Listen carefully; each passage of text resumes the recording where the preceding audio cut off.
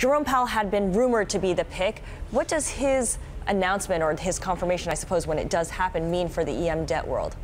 I think it's going to be positive. It provides a backstop in terms of global monetary policies to emerging markets.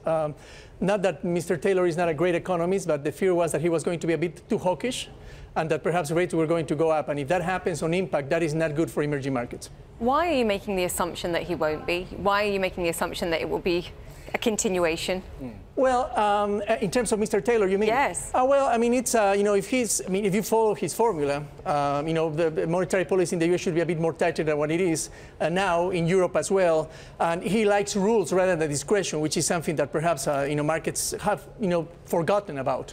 How much has the relationship between U.S. monetary policy and the performance of EM financial assets changed over the years? We know that in the past, they were much more dependent on dollar funding for their financial needs, and therefore the cost of dollars had a bigger impact. Has that diminished somewhat?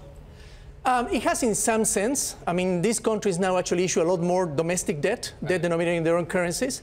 But, monetary policy in the U.S. affects everything, right? So most of the debt that we trade in credit, be it corporate or public debt issued by sovereigns or quasi-sovereigns, is denominated in dollars. They get affected by what happens to rates in the U.S. because of the duration component of it, right? And when it comes to rates, rates actually going up 30, 50 basis points affect, the term premium in the long end, not only in the U.S., but also in emerging markets. And you have seen a sell-off in rates and a sell-off in effects because of what has been happening between dollar, euro, and also what happened, to U.S. Treasuries in the past month. But the flows into EM have been so strong. So I kind of go back to the point I was making. Do you just assume that terminal rates here are going to be that much lower than previous cycles, that we don't have to worry about emerging markets if what the Fed is anticipating here for rate rises going forward is what actually is achieved?